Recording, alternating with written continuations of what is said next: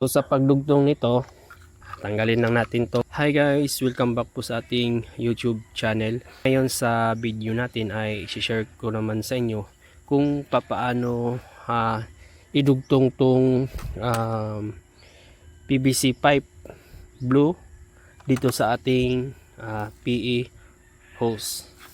So meron kasing nagtanong sa atin guys, nag-comment kung pwede bang pagdugtungin yung PE pipe at saka yung PVC blue gamit yung ating PE coupling.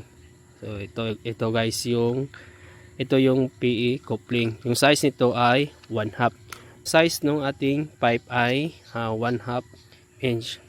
So ngayon ay ipakita ko sa inyo kung pwede bang madugtong yung ating PE pipe sa PVC blue. Ito guys, for demonstration lang naman to. Hindi lang natin to tatanggalin. So ito yung dulo, yan. At ito naman yan. So dito natin i-connect. So ito may lamang tubig to guys. Yan. So buksan natin para makita nyo. So yan. So merong tubig. Sa pagdugtong nito, yung ating PE coupling, yan, tanggalin lang natin tong pinaka housing nya. Pag natanggal nyo na, meron tong laman sa loob. So itong bilog na to, yung kulay itim, ito yung magtutulak ng gasket pagka hinigpitan natin. At ito naman yung kulay puti, ito naman yung kakapit doon or mag-hold doon sa ating pipe.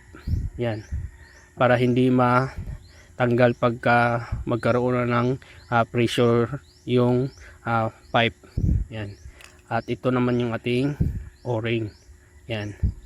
So tanggalin muna natin guys para makita nyo. Yan.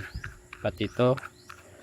Yan. Isa-isahin natin para makita nyo guys kung paano natin ikabit yung or idugtong yung ating dalawang pipe. So ito muna yung ikakabit. So yan. Pagkatapos nyan ay itong kulay puti. So ganyan yung pagkakabit nya. Ito yung kakapit sa ating pipe. Yan, pagka hinigpitan natin. Pagkatapos nyan guys ay ito namang itim nito. Ito yung magtutulak nun sa ating o-ring. So panghuli ay yung gasket. So yan. So tapos niyan guys, yan. Ito naman, yan. So kailangan ipasok natin tong pipe na to dito sa pinakaloob niya guys. Tapos yan, oh. So yan. So napasok na yung o-ring. Tapos tulak natin dito sa ating yan, oh. So yan. Pag natulak na yan guys, ibig sabihin pumasok na yung o-ring dito sa pinakaloob niya talaga. Yan. Tapos yan. So mamaya na natin to higpitan. Dito naman tayo sa PVC blue. So ganyan lang gagawin. Yan.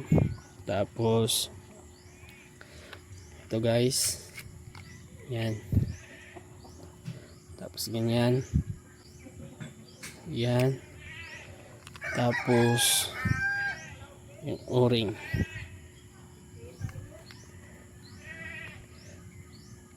So pagkatapos niyan guys, yan, pasok natin.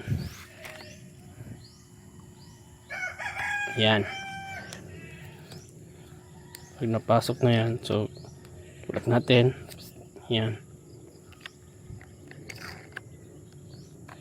Tapos i-lock na natin. Yan. So sabay na natin yung paghigpit.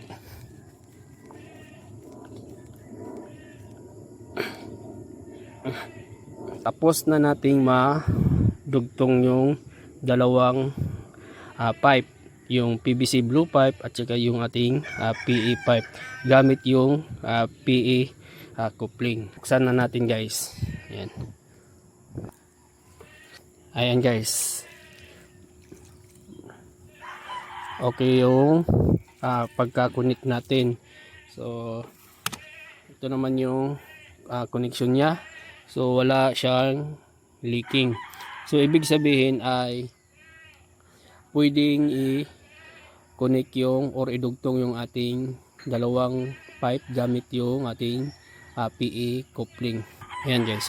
Okay. Ayan. So yan guys, kung may katanungan man kayo sa ating video, pag-i-comment na lang po at ating pag-usapan yan. Hanggang dito lang muna at maraming salamat po.